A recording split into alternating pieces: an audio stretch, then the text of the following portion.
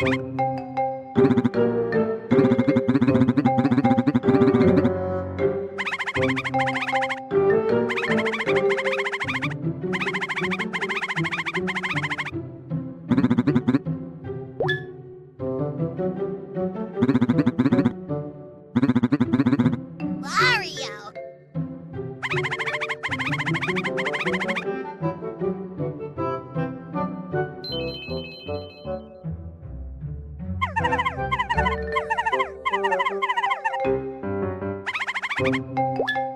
Hmm? Okay!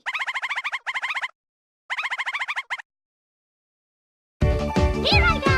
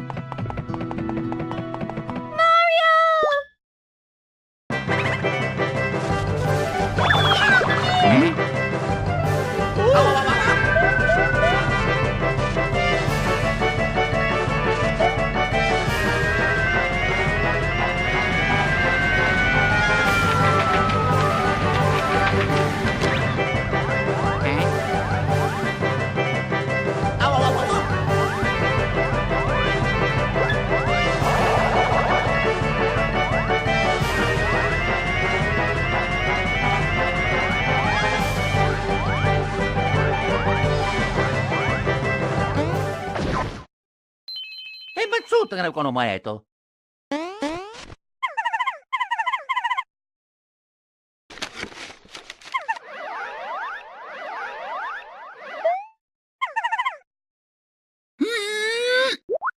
Yeah.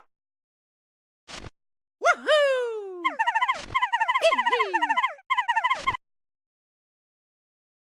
Oh.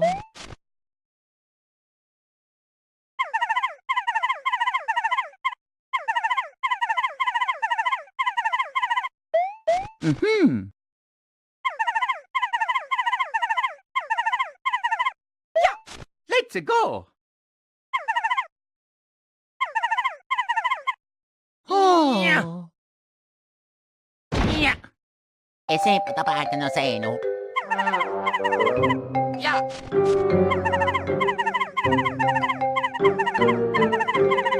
Hmm. Yeah.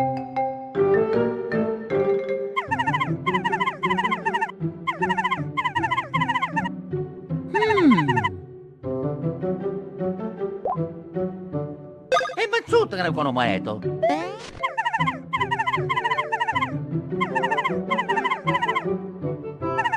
Oh. Ese patapaan na sa eno.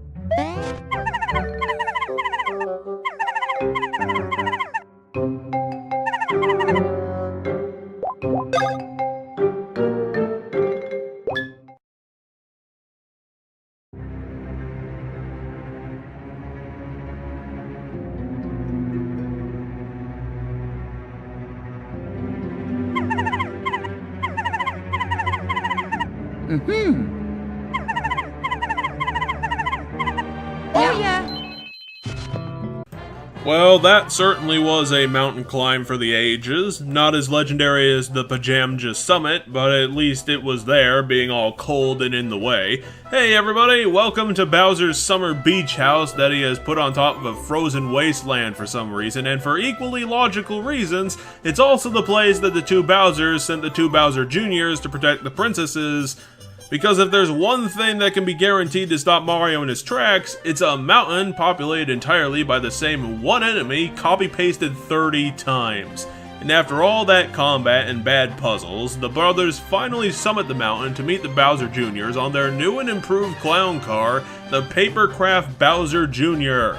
Now, this Papercraft fight is way more gimmicky in Mario Party than the other two we've had so far, and like the last one, we also get provided another new Papercraft molded out of the crushed bodies of the paper toads we've been rescuing.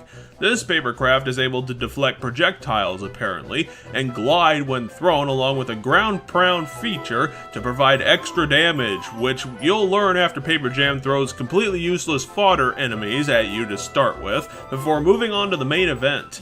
Now, since Bowser Jr. is Bowser Jr. is Bowser Jr., this Papercraft fight goes a bit differently than usual. Instead of fighting you head-to-head, Bowser Jr. likes to flee at inhuman speeds across the map when you get close to him, and since that fleeing happens almost immediately after you get there, if he isn't winding up an attack, you only get the ghost of a chance to do anything productive in this boss fight until Bowser Jr. throws a punch, and he likes to do that by turning the Papercraft around and issuing a countdown before bopping the player in the face with a spring glove. A dirty trick, but the windup leaves him wide open for some dash attacks. Hit him for a bit and he'll go on to his next trick, which is to flee to the other side of the map, but also launch shells at the player. These things barely hit for damage, and they mostly miss you by themselves, so you don't really have to worry about them due to the Papercraft shield. Then rinse and repeat with the plan to dash while he's winding up. After that, he grabs another trick up his sleeve and will put bombs on the corridors between the ice while he's running.